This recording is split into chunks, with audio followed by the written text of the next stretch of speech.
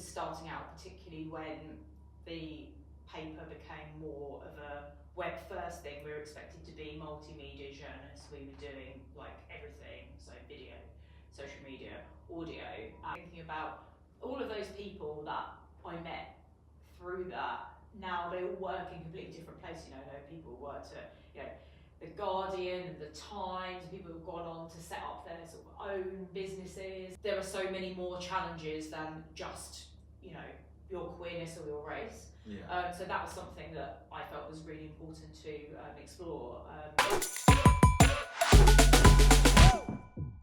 Welcome to How to Be a Journalist, a podcast by News Associates. I'm Plamdi Mabungu, and thank you very much for tuning in. I'm a recent university graduate, and I work at News Associates. I'm early in my career, and I need the wisdom from more experienced journalists. So to solve this problem, in every episode, I will dive into conversations with some of the most dedicated and talented journalists from all corners of our industry, asking questions about their careers, successes, and giving you a different view of the person behind the byline. Whether you're an aspiring journalist, a seasoned figure in the newsroom, or just interested in knowing what happens behind the scenes, you're in the right place. Today's guest is the Independent news editor, Sian Elvin. Before starting her current role at the Independent, Sian was heavily involved in student media at the University of Warwick and ascended to the deputy editor position at the board in her final year. And a quick little sidebar, she's actually the second Warwick grad to feature on the podcast, so take a listen to the Canal episode. But back to the point. After that point, she worked for My London, Kent Live, for finishing her spell at the Metro before her role at the Independent right now. She's attained her NCTJ and NQJ qualifications at the Press Association and has helped a number of young journalists make their route into the industry. But enough from me. Let's hear from Sian herself. Welcome to the How to Be a Journalist podcast. How are you doing today? Hello, thanks for having me on. I'm very well. How are you? I'm doing absolutely fantastic as well. After a couple of takes and a couple of hitches that I've hit today, ready to just move on and go into the podcast. Can't wait. So, what were you doing before this point onwards? Like before you coming onto the How to Be a Journalist podcast? Today, I have been visiting you at the News Associates, just seeing how you work around here and seeing, I've never been here before, so it's quite fun to see how you go about things. And I've just given a little talk to some of your students about my past career, and they've asked me some really interesting questions, which have got me on my toes actually, so I'm ready for some more questioning. Yeah, no, of course. And like they were nice to you, right? Yeah, no, they were lovely. They asked some really nice questions. But so things that made me think. So, but that's always a good thing. Does it like ever put yourself back in the mindset of when you were at the Press Association as well as a trainee back then? Yeah, it definitely does. It made me think a lot today about shorthand, because everyone had their shorthand classes going on and we discussed shorthand a bit, and it just made me think like how challenging that was at the time. When I've been using shorthand more recently, it's a little bit second nature because I learned it all those years ago. But at the time, I remembered how challenging it was, like learning a different language. So it's quite funny to go back to that and see what you're all doing today and see how, actually, in many ways, lots of things have changed, but some things stay the same. And learning shorthand seems to be one of them. It's one thing that obviously it's a very, very, very important skill to have. Me, myself, it's a little bit of a touchy topic because I only got to 50 at Kingston University. But enough about me not getting to 60 words per minute. I will not relive that. Sorry to bring that back up. Yeah, I was a little bit heartbroken just by that little memory there. But first, can I ask you to take it back a little bit to your time in local media at the Kent and Sussex Courier. So how was your experience in local media? Yes, it was really fun and really varied, and I just felt like I was plunged straight in at the deep end. And so I basically started my job at this. So I was working across the Kent and Sussex Courier and the Seven Oaks Chronicle, which at the time were based in Seven Oaks and Tunbridge Wells, which is in sort of the west of Kent, for those that don't know. So I did my NCTJ at PA based in London. And I did some work experience as part of a work experience placement, which I believe still happens when lots of people do their NCTJs now. so I did some work experience off the back of doing my NCTJ, and then I was fortunate enough to get offered this job working in Kent. And it was a bit crazy really, because I finished my NCTJ on, I think my last exam was on the Friday, or at least the week before, and then I started the job on the Monday, which also happened to be the week before Christmas. So I just remember it was literally just being plunged straight in. And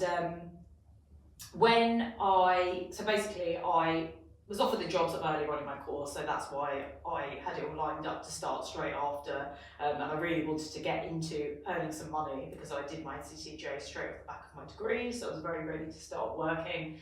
And then the one thing that I realised in the midst of all this and doing my NCTJ exams and getting the job was that I really needed to get a car so I could drive around all these small villages in the middle of nowhere. I was fortunate enough that I had passed my driving test before I went to university, because I lived in a town that you needed to drive around anyway, but it meant that I had to sort of get to grips with going to buy a car. Hadn't been driving for about 4 years because I've been to university and didn't have a car, so not only was I getting to grips with starting my job, but I also had to remember how to drive again, so that also seemed like, strangely, one of the biggest challenges I remember from that time, which is quite funny. No, of course. Like, driving. I still have a green license. It is what it is. It's similar to you. Like, I'm from Luton, so like just outside of London, but a place that you need to drive around. But it's just one thing that I just haven't quite able to pick up. So when you were making that transition from like being at PA, doing your NCTJ in London, were you commuting from Kent to PA? Yes, but I was living in a different part. So Kent's actually quite big. So I was living over the other side of Kent because that's where I'm from, and that's where my family were living. So they fortunately said that I could stay with them while I was doing the course. So I was commuting by train into London. And then I got this job over the other side of Kent, which is actually probably about an hour, maybe an hour and a half away from where I'm from. So I didn't really know the area very well at all anyway. Yes, so I got my car so I could sort of move into this new place I didn't know, and then start driving out to all these villages to cover all of these stories. And I think something that people don't necessarily think about is that big, and I guess this could be the same for any job really, not just in journalism, but if you start a new job, a lot of the time that comes with a lot of other things, like they're getting the car, having to move to a new place, it's suddenly having to just adapt to a completely new life as well as being plunged into a new job. But for me, it was great because it allowed me to explore a completely new place and get to know it. And then in the same way, I could get to know it as a reader, I guess, as well as a writer. And it's so important to immerse yourself in that community so you can really learn about the issues that are important.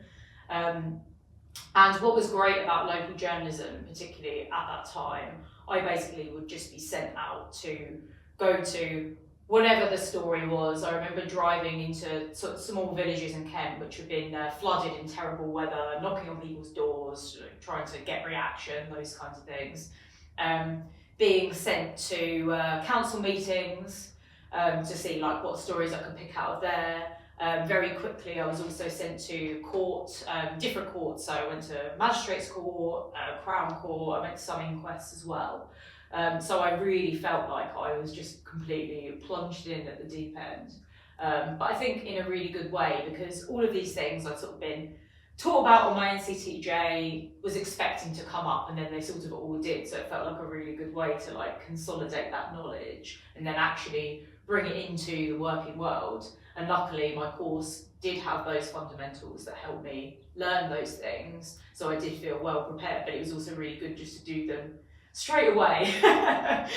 Just so I could because I was so fresh, it was great to just like get stuck into those things, I guess. So would you say that period of time that you were working in Kent and Sussex for Kent and Sussex Courier and speaking to all of those people in the local area, would you say it was the making of you almost? Yeah, I think it was just definitely as a journalist, it shaped a lot of my career since, because it really was that just being dropped into a new place. How do you tackle that? You know, how do you possibly get to learn? And one of the things which that still sticks in my mind very clearly from that time is we had a staff photographer who knew the area that was my patch, because we were all sort of given, it's probably a little bit different now, but I was given a patch to cover when I first started. Yeah. And the staff photographer knew the area in the village very well, so he basically just took me on a drive to show me like the main areas, and then he took me into some shops and local businesses and introduced me to the people he thought would be important. And then that was absolutely fantastic, because then that was already my first like go at meeting people and sort of learning how to go around and get a story. Because when you're just faced with a completely new place, you have no idea about it, you don't know anybody there, how are you even meant to go about finding a story? So just having somebody who could initially introduce me to some people, then that just ended up meaning that I could meet some people, ask them to introduce me to some people, and then you start to meet more and more people.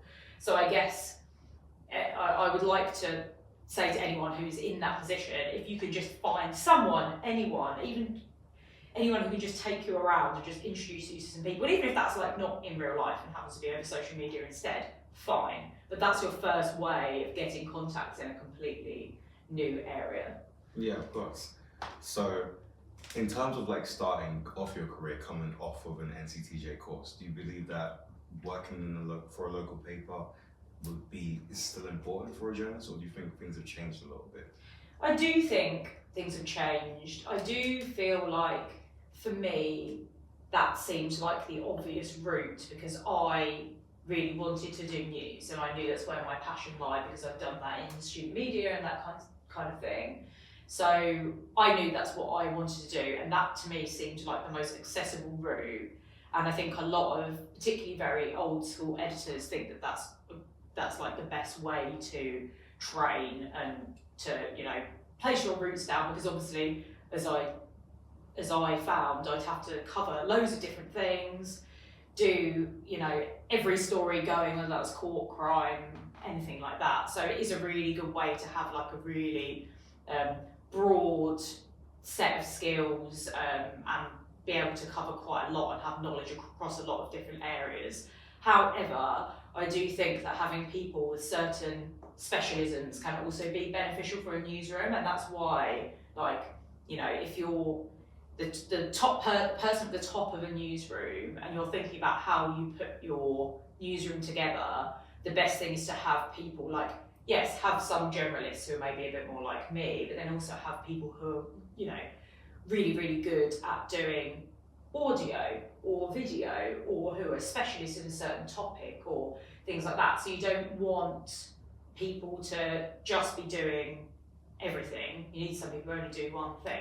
So I just would say to trainees who, even if they don't feel like they want to just go into local news, they're not that interested in that, like, there will be a space for you, because I do actually think, especially now, there are a lot more options in terms of you know, things like social media, as we know, like TikTok, audio, video, sports, like, and especially now, multimedia is such a growing thing that there are like a lot more varied job opportunities.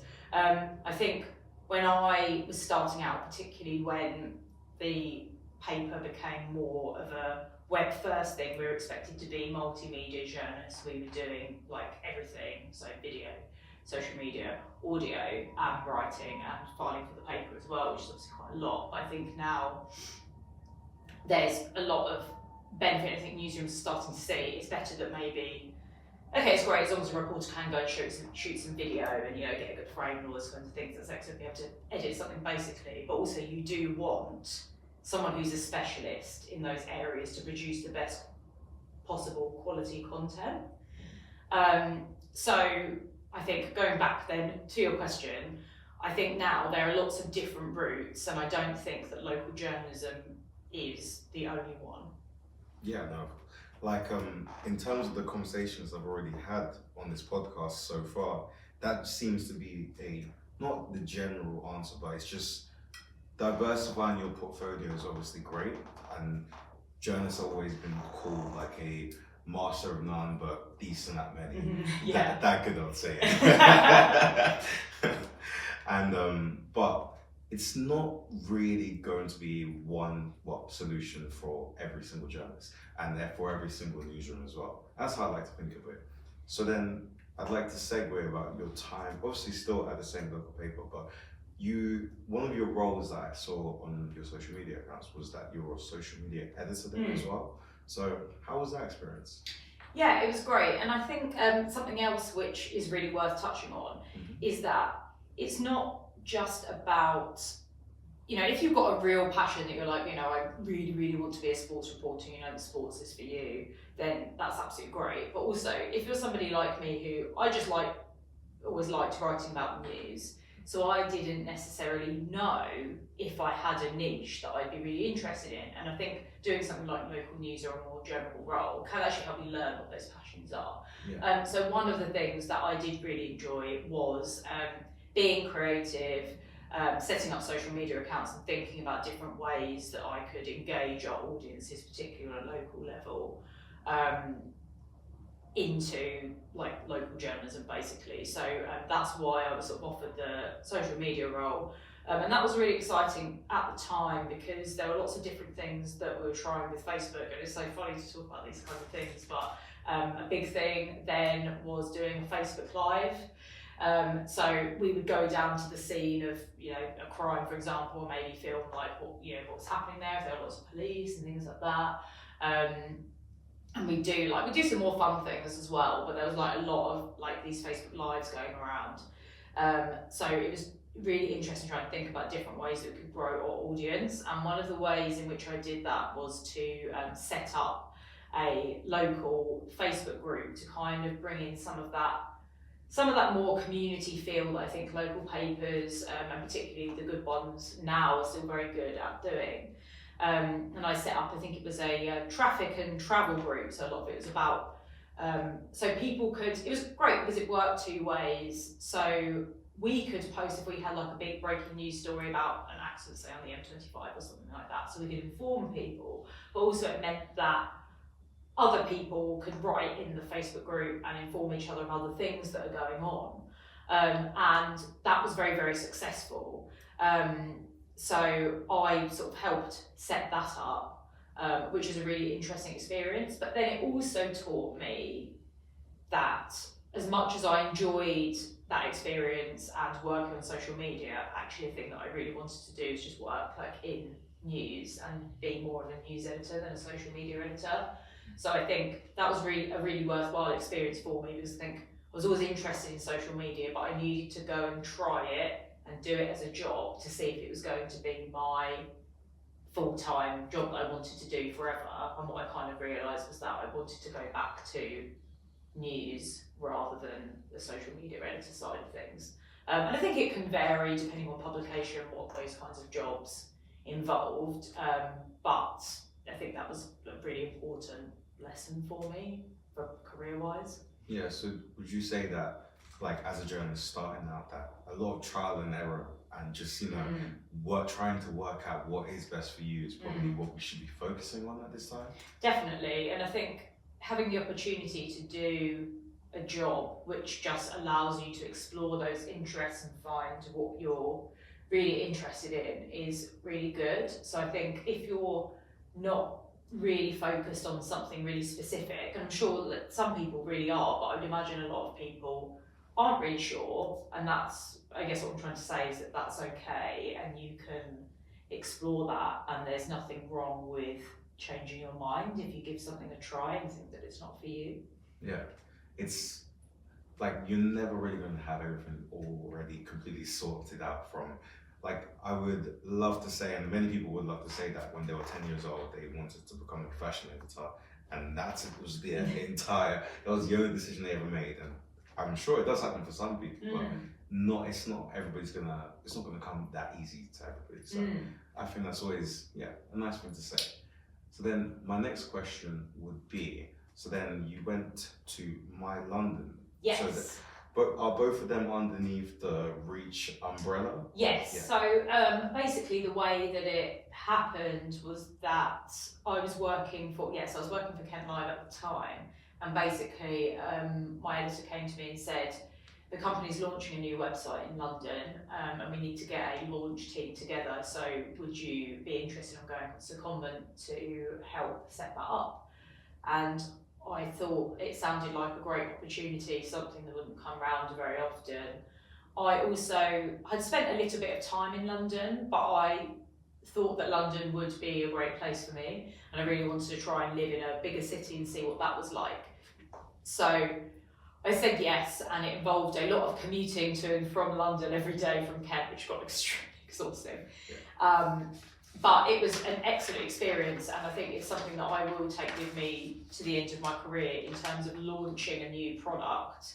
That was a really fascinating experience, and having to start things from complete scratch feels so daunting, but then it's also amazing that like now, even though I don't work there anymore, I can see that website is still out there in the wild and it's very successful. So that's also a really cool thing to see that I'm like, oh yeah, I was there at the beginning of that. Mm-hmm.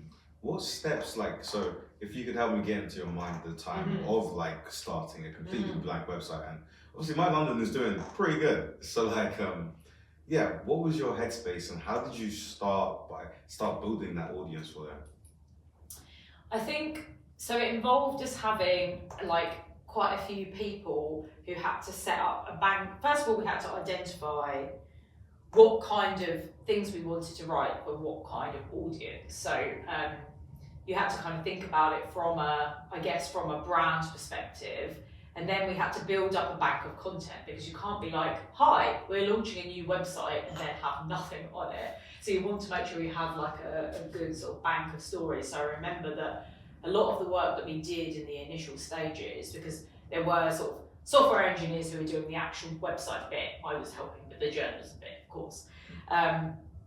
So we were sort of building up, thinking about the kinds of stories that we could do for our launch, and then building up sort of a bank of stories that would be, I guess, not too time sensitive, because you want to think about like, you know, if you have to delay, I think the launch maybe got delayed a couple of times just because of like the website being ready and technical things. Yeah. So it's important to not necessarily base it on doing breaking news. So we had to have a lot of things like just about going and talking to people in the area and finding some sort of stories that we could really start with. So some of them I think were quite fun. We did quite a few stories about the Tube and the London Underground, I seem to remember. But then we also did some things where we went and sort of spoke to different people in their areas, just about like what's great about living there, what's not so great about living there, which was also really good for us to take forward when we launched the website and we were doing more stories, because we had some ideas about other things we could write about too. So it's just sort of starting that process. The company did already have websites for, I think it was the Croydon Advertiser, and they had one in West London as well. So they already knew those audiences quite well. So then it was just about going into the rest of London and reaching those audiences as well. So yeah, it was a lot of work at the time.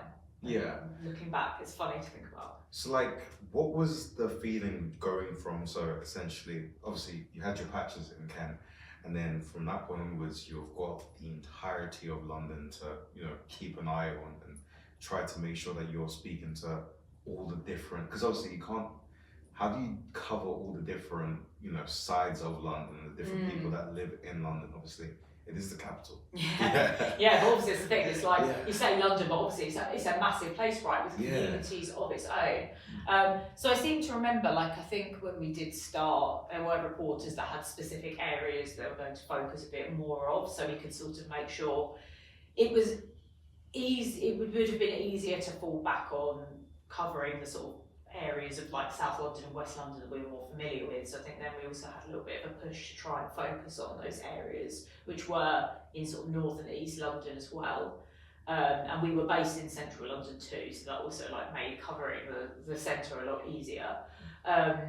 So I think we had to make sure that we made like that effort to go out into East and North London to do that. And I remember that I sort of went over into East London and spent like the day speaking to like some councillors and things like that to kind of try and get to know and make contacts in that area as well. Which I like to think that that's hopefully work that's still ongoing for for what's still a fairly new website, I guess, in the general scheme of things. Yeah, that's really, really. I even apologize for you that, because even as I was asking you that question, I was like, "There's that community in London," and it just kept on snowballing and snowballing, snowballing. It's so complex, but it must have been a great experience. Yeah. Yeah. So, one thing as I was researching you, another thing when I was researching you, I found is that in terms of volunteering and you helping younger generations, you've done that quite a bit. So tell me about your time just volunteering and helping the youth out getting into the industry. Yeah, I just think it's such an important thing. So I think the reason why I'm so passionate about it is because when I was growing up, I sort of was told, oh, well, journalism is about who you know, and that's how you get into the industry, right? And I remember thinking, I don't know anyone who works in journalism, really. I remember, like, my sort of friend's dad was a journalist, I think, and I was sort of like trying to badger him for some info to help me get into journalism. But I remember thinking that was going to be a massive problem for me. So I sort of set out to meet as many people as I possibly could in journalism. So when I went to university, I joined all the student media things I could possibly get my hands on, and just went around meeting other people who also wanted to be journalists. And then that's how I came across the SPA, the Student Publication Association, which brought together all these different facets of student media from across the country, particularly student newspapers and websites. And that was amazing, because then suddenly I could meet people from across the country, not even just at my university, which is fantastic. And it's absolutely amazing thinking about all of those people that I met through that. Now they all work in completely different places. You know, there are people who worked at, the Guardian and the Times, and people who've gone on to set up their sort of own businesses and things like that. Sky. It's absolutely crazy to think of where all these people now work, and we were all just doing the same thing together at one point, just into journalism, doing our qualifications, just trying to find our way. And now those people are people that I really know, and a lot of them I still genuinely call my friends, which is amazing. And now I do know people in journalism, and from going from knowing nobody to that was, looking back on it, it feels like it was, at the time, I know it was incredibly daunting, but now I think about all the people that I really do know in the industry, that is amazing. And it also shows, I think, that it can be done, but it just requires a little bit of effort in order to put yourself out there. But I do also now think that there's a lot of opportunities to do a lot of these kinds of things online too. I think you can find people in those communities online, which I think is also very, very beneficial, particularly if you can't always go out and go to loads of places. Yeah. Then my next one would be, like, do you have like any thoughts on what needs to change in journalism for that who you know sort of mentality that shrouds the industry to, be taken down and stop that from being the status quo? Yeah, and I think newsrooms are sort of trying to take steps towards addressing those kinds of things, and I do actually think that it does all start in a way with the qualifications and making those qualifications accessible. So I know that for the NCCJ, the Journalism Diversity Fund, is very important to make sure that people do get access to be able to do NCCJs, even if they can't necessarily stump up the funds themselves. So I think that's really helpful, but also for publications to have other opportunities to get people into journalism who maybe wouldn't otherwise. I know that there are schemes that sort of the BBC have, and I think like Facebook have done them in the past to try and encourage people from different backgrounds to get into journalism with different sort of community schemes that are offering jobs to people who aren't necessarily qualified. And also having the kind of apprentice type schemes are also really important. So if people haven't got their NCTJs, having a scheme that will help people get qualified and learn while they're on the job can be really beneficial. And overall, it's really important that we have people in the industry who are from different backgrounds, because we can't keep hearing from the same kinds of people, because then otherwise other communities don't get, it kind of echoes outwards, doesn't it? If you see what I'm saying. So Yeah, of course. other people, you don't hear from people from other communities if they're not people working in journalism who are from those communities or have access to those communities to give those communities a voice. Yeah, of course. Okay, so then can we? Okay, now we've done a lot of time traveling. I do feel like I've been all over the place. It feels like a bit of a Christopher Nolan film. But when was the moment that, because obviously you've got to the point where you are news editor at The Independent, which is a very impressive and aspirational goal for a lot of people to attain.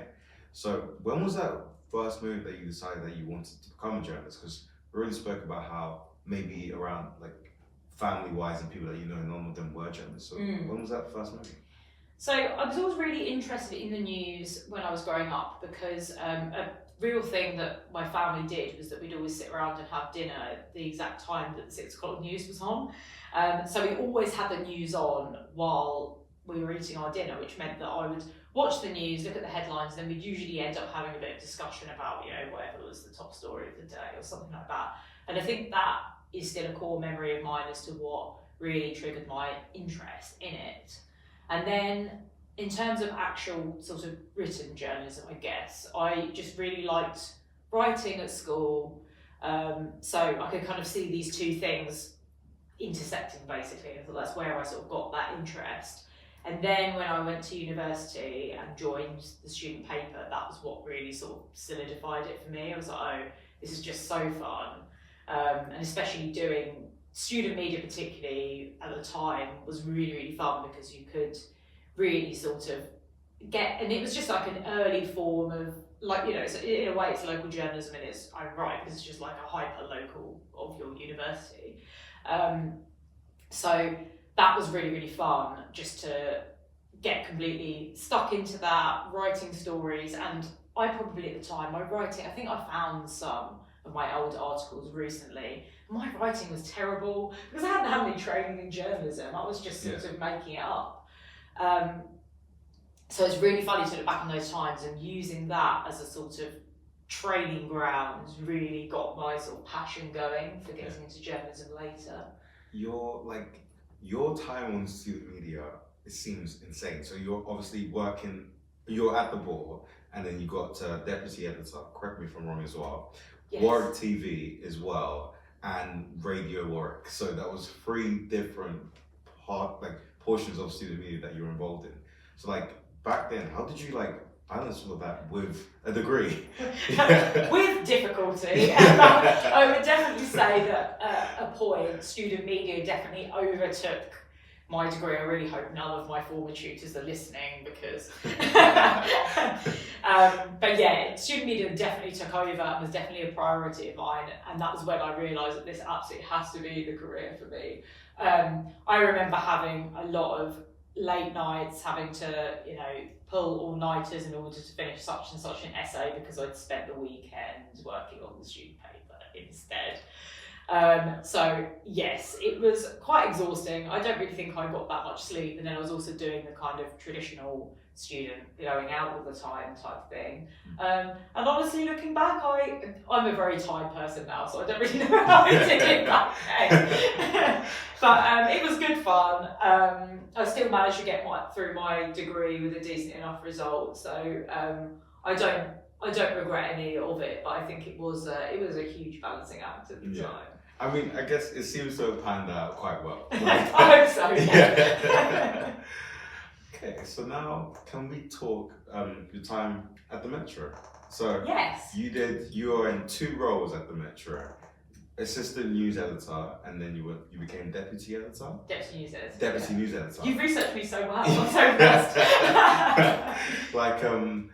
I have it's a lot of myself researching, but I have a good producer as well. Very good producer, so I'll give Grace a shout out. So yeah, tell me about your time at the Metro. But the first one before I would like to get into your day-to-day at the Metro is the Metro in terms of circulation is number 1, if correct me if I'm wrong, in the country, because obviously you find it everywhere and it's free. So how did your time at the Metro differ from the other places that you've worked at and done internships at? Yeah, how was that? So it was my first dip into sort of proper, in terms of a proper job, dip into working at the National. So it certainly felt like a huge step for me in terms of my career, which I was really, really excited about. Yeah. And actually, I think it was a really great place to start because if you sort of think about how, I don't know how you consume your news while you're sort of commuting into work, with what your commute looks like, but like, as a general commuter, it's obviously different as I'm a journalist, but as a general commuter, I kind of want to know like a summary of what the kind of top stories are, are they the same top stories as yesterday? How have they developed? What new is happening? What else do I need to watch out for today? Like, you're kind of looking for those like summaries, aren't you? Yeah. And I think that that's what the Metro as a newspaper like does very well in terms of just providing that overall like snapshot of what's going on in the world today, particularly in the UK. And I think that was a really good place for me to start because it really made me think about what are the stories that people need to know about that are at the top of the agenda right now, which I think was great.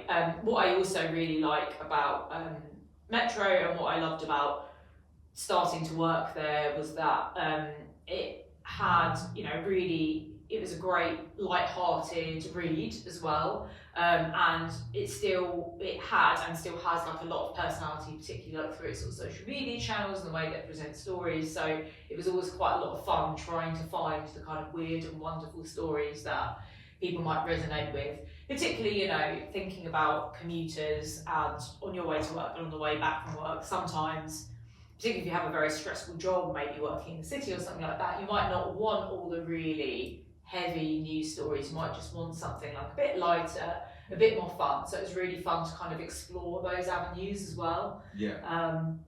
But then I say this, but actually when I joined the Metro, it was in March 2020. Yes. And we all know what happened then. Yes. That was a crazy time for, the planet. Yes. So tell me about that, because I'm assuming you were working a lot from home during that time. Yes, so I started a few days into the first lockdown. Of course, no one had any idea what was happening, what was going on. I was terrified because I thought, will I even still have a job? All of these things were running through my head. And yes, I worked from home for probably the first 6 months or so, I think it was, before I met any colleagues. So that was a crazy time, and I talk about all the light-hearted things that we got to do at Metro, but actually at the beginning it wasn't light-hearted at all really, because we were plunged into COVID. Every day it was just watching, the daily press conferences, if you remember them, thinking what rules are going to be today, what announcements are going to be today. But in a sense, even though it was being plunged in at the deep end, it was actually a really great way to just like polish up my breaking news skills quickly, because what we were all doing, every newsroom across the country would have been doing it, would have been to just watch the press conferences and just pick out the breaking news lines from, what do we need to do stories on? What are the key bits of information that people need to know from these press conferences? Yeah. So that was actually really helpful in me learning what are the best breaking news stories, and also what ones are suited to the audience, the publication that I'm working for. Yeah. And yes, it was very, of course, it did feel like a lot of the time we were just covering COVID, but then as the pandemic went on and things calmed down a bit, we also sort of started to realise that people want something else. People were so fed up of thinking about COVID and thinking about lockdown and really worried about people obviously in all sorts of different difficult situations, trying to come up with other things that people might want to read that are just light-hearted. And I remember on the website we launched a COVID-free zone where we had lots of fun stories that were just light-hearted, so if people did want to avoid thinking about the pandemic at that point, and that ended up being quite popular. So I learned a lot of things through that time, even though it was quite crazy. Because it was a period of time that you can't really avoid. It shaped, no matter what position in life that you were at, it shaped you in a certain type of way. So I remember around that time, it was right before, just finishing A levels essentially, and didn't have to do the exams, which, blessing all the skies, wanted to. but like you can look at that period of time and see how it affected different people. So obviously you can pull out a breaking news story from a press conference just like that. For me, I get my news a lot from TikTok and those sort of platforms because that was what was big during that time. So it's always interesting to see how it impacted people. And the COVID-free zone, I imagine that working out quite well during that time. So then my next one would be, then you've obviously covered a number of big events during your time because you're at the Metro for 4 years. Yes. Yeah, that's right. Yeah. So you covered the royal deaths. There must have been the Euros in there as well. The women's England women's winning the Euros too. All of these big events. How was that, and to have such a prominent role during it all? Yeah, it was a time of a lot of change, and I think we, when I left the Metro, I think we calculated the number of prime ministers that I'd seen and those kinds of things, which is crazy. The death of the Queen does stand out for me as something which was extremely prominent while I was working at Metro, because when we realised that it was probably happening and it was the time, I just thought, right, I need to just cancel all of my plans for the next 2 weeks because this is going to be crazy. Of course. And I've just never seen anything on the scale that was, and it was honestly just that was our sole focus for those 2 weeks, and it was extremely intense, and I'm not sure I'll ever see anything like it again in my career. And it also meant that I ended up having to do some things that I never even thought I would do. So I don't know if you remember the queue. Yes. But I ended up going to join the queue, and I stood in the queue for 5 hours or something, and then I wrote a feature of what that experience was like. And that's something which, if you told me that I'd be doing before all of that happened, I would have thought, what? Yeah. What is that? So that was a very intense period of time, and because it was something that everybody was talking about in some kind of sense, and everyone had some thoughts on it. That was something which really, really does stick out. And yes, in terms of the sort of politics side as well, I mean, you mentioned sport, which I didn't do because I was news, we didn't do quite so much of the sport. Yeah. But it would have been lovely to have done that because, I really like sport stuff as well. But yeah, there was obviously a lot of political change over that time as well, with prime ministers and Liz Truss and all those kind of things happening at the same time. So that felt very turbulent, and it did feel like every day we don't know what the next big political story is going to be, because obviously then there was Partygate and all those things in the later stages of COVID. So that meant that it did feel like there was an awful lot going on in terms of news at the time, but obviously that's very exciting as it is stressful. Did you get the opportunity to cover the cabbage or the lettuce? It's a genuine question. I remember the lettuce, yeah. I think we did. I think everybody did do some stories on the lettuce. I think it was the Star that came up with that one. Yeah. Excellent work. Excellent work. That was a silly question for me, but the curiosity, it got the better. I'd also forgotten about that until you mentioned it. Yeah, the lettuce. My internal thoughts just ran rampant. So next, I'd like to ask you about a story that you covered during that time as well that just stuck out to me as well. So you worked with Just Like Us to write the Black LGBTQ plus icons young people story. People want to know about it. So could you tell me about that experience writing that story and covering that demographic so well?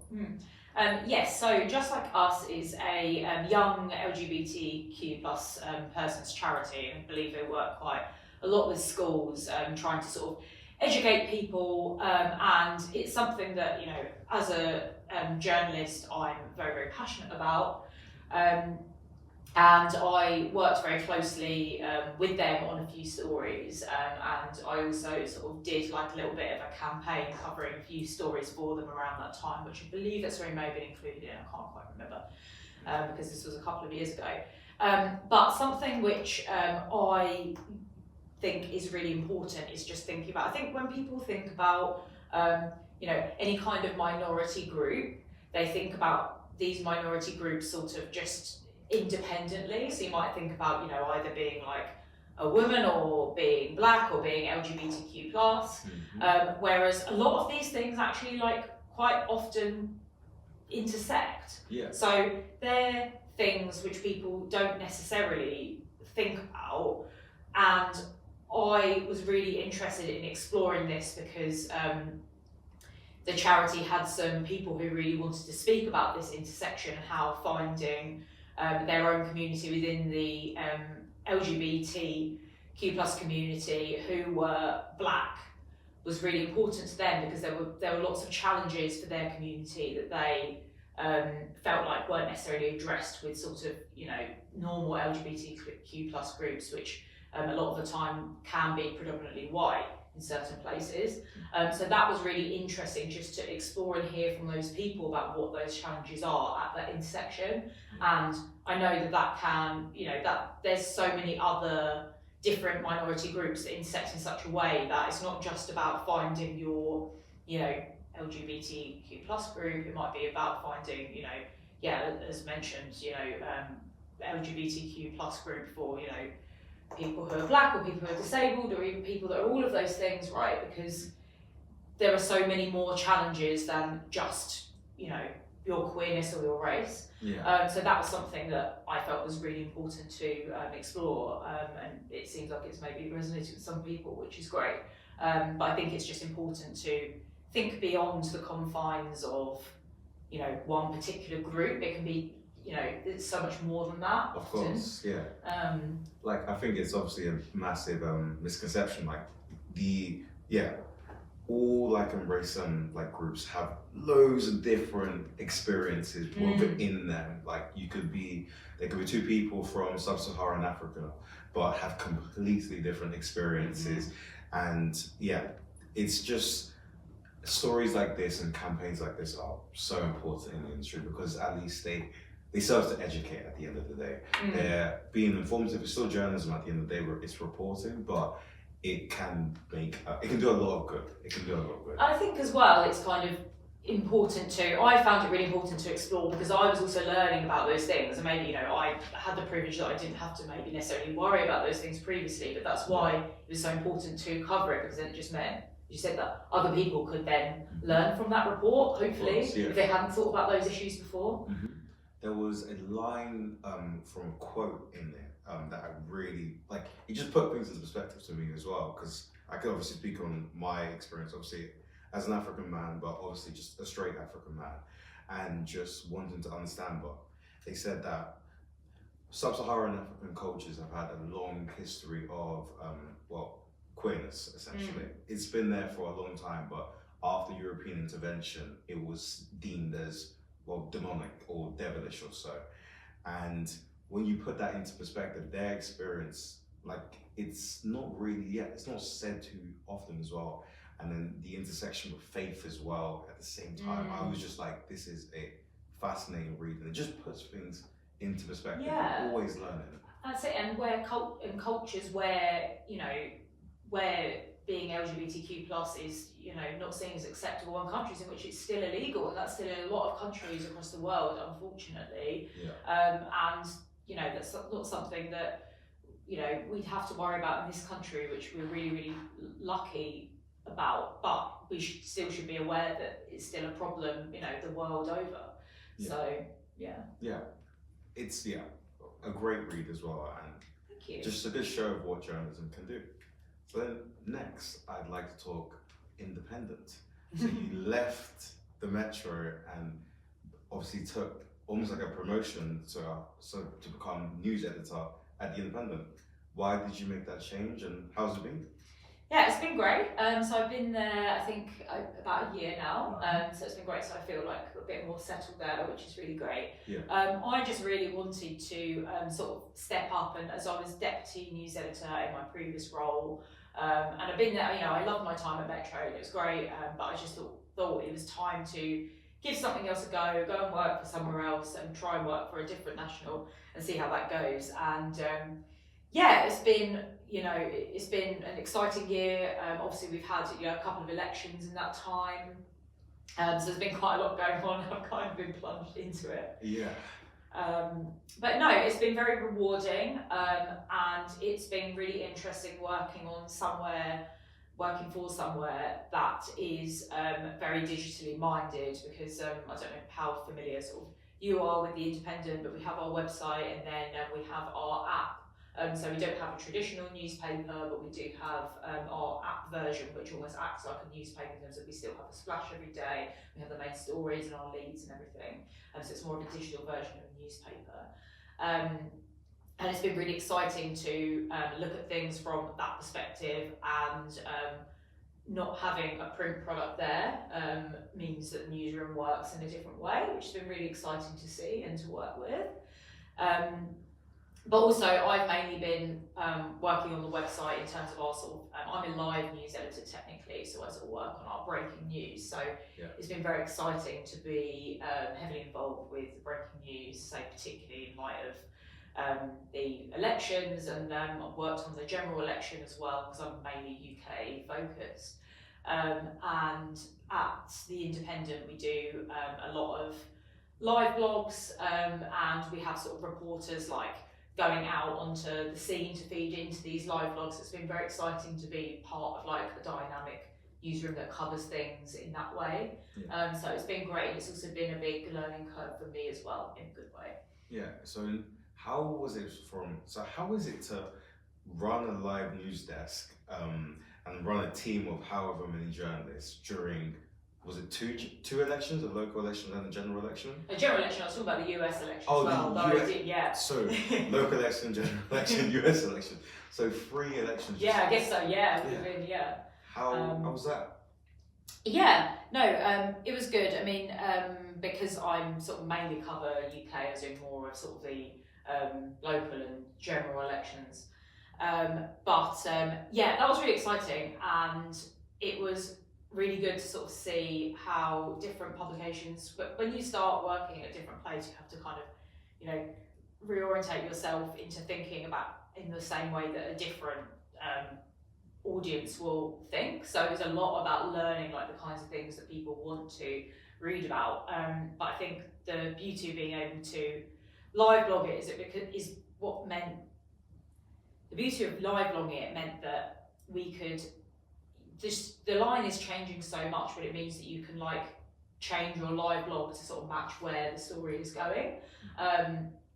So that was really exciting, and it's still also, I worked until sort of quite late on the night of the general election, but then I sort of missed like the bit in the middle overnight. And then I remember waking up and it's like the whole of the story had just completely changed. So it is amazing to sort of be part of that, and that those are the kind of the moments that get me really excited about journalism, make me want to do more. Because every time there's always, you know, always another big story. Yeah, it's great. The opportunity to work for a publication like The Independent on a general election and working until early hours of the next day is so cool. It's a very, very cool job to have. So then next, could I ask you about the campaign? Was it Brick by Brick, if I'm correct? Yes. So tell me about Brick by Brick and the success of it. Yeah, that was amazing to be part of that. So for those of you listening who don't know, The Independent launched a campaign, I believe it was maybe the summer or just after the summer last year, raising money to build a refuge for domestic abuse victims escaping violence, which is something that I'm incredibly passionate about. A lot of people in our newsroom also were. So we were sort of raising awareness and raising money through our campaign, which involved it was like the biggest kind of thing that I worked on that involved the biggest team effort, if you see what I mean. You know, there were so many people working this. I was one of the editors working on this, but there were many editors working on it, reporters, you know, really dedicated video team that went out and did some of these interviews. And the response that we got from that was absolutely phenomenal. And I think that really shows that for me, just really showed the power that journalism can have in terms of raising awareness for something, because we not only smashed our target to build one refuge, but we also are in the process of, I should say, building two, which we sort of announced at the end of the year, and it was absolutely amazing to get that kind of response. And we hoped it would get a big response, but I don't think we realised just how big that response would be, which was, really, really amazing. And yeah, we worked with the charity Refuge, and they were fantastic and helpful, and really helped us with we always wanted to make sure that we covered these stories sensitively too, and they were really helpful in providing us that, advice and knowledge that was invaluable. So yeah, it was really great to be part of something so positive, but with, really important meaning, and hopefully it's also raised some much needed awareness around the topic of domestic abuse, which is quite often stigmatised and not spoken about. So hopefully we've done a bit in our way to help change that. Yeah, of course. It's just journalism's a core, journalism has loads of functions that a lot of people say, holding power to account, but it's creating action for change, and a scheme like that, an initiative like that will do exactly that. But at this point, I'd like to thank you for chatting to me during the main portion of the podcast. We've heard about your career, where it's gone to so far, your pathway into journalism, and the many different roles that you've held to get yourself to the point where you are right now. But now I'd like to get onto the Fast and Furious round. I call it a Fast and Furious round, but it never really ends up being that quick because you can make the answers as long as you want. Is it furious though? It's not furious. It's not. I think I'd like to call it Fast and Furious, like in a Fast and Furious the movie sort of way, but like the first couple of ones when they were still cool.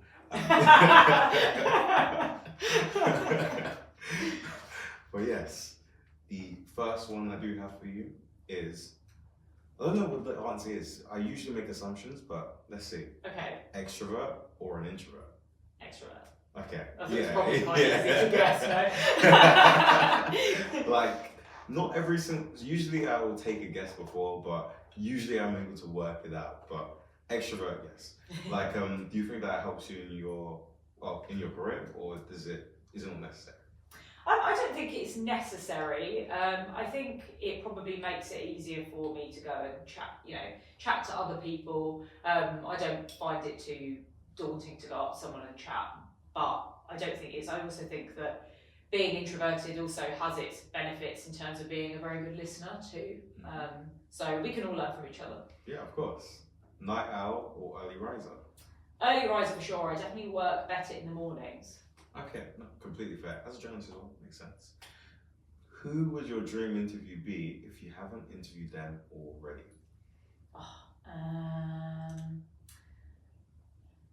I would love to interview Claudia Winkleman. I just think she's amazing. She's a bit of an icon to me. Yes.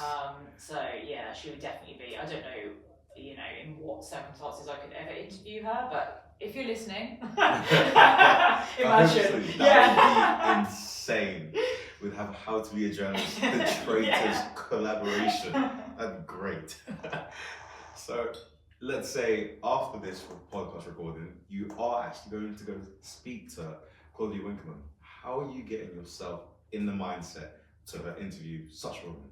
I suppose maybe it would be an obvious one to say just put on the Traitors theme tune. I mean, to be fair, that'd be pretty dramatic. But 1 hour of the Traitors theme song on repeat. Actually, hear it. Like, is that your answer? Yeah, sure. Let's go for it. That's where we're going. So. So then, let's say you and Claudia got on like a house on fire, like your best mates at this point, and she's like, "Okay, I'm coming for yours to get dinner. What are you making, Claudia Winkleman? What is your forte?" So I always love to cook a bit of salmon if I have people coming over, because I just think there's a little bit of something special, isn't it? So like some salmon, like some rice, some veg, maybe a nice sauce, something like that. Hope she likes fish. Hopefully so. If not, I'll come up with an alternative. Yeah. No, of course. Okay, so now heading on to a little bit of a music vibe. Favorite concert you've ever been to? Oh, well, I am going to be one of those people and out myself as a Swiftie. I did go and see Taylor Swift last year, and she was absolutely amazing. Yeah. I can see judgment in your eyes, and I don't know if it's good or bad judgment. So it's not bad judgment at all. It's just the fact that, like, the person that the last episode that I recorded, I'm not going to say who, but they worked at the same local paper as you. They picked the same concert as you. There's so many. It's just I'm getting deja vu almost. Maybe I just need to be more original.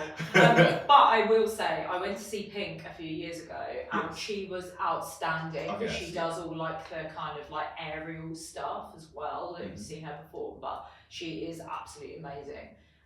So she is also up there, if that adds a little bit more originality to my answer. Yeah, no, of course. That would be like either way for me. Like I have to. I'm a big respecter of Taylor Swift. Big respecter.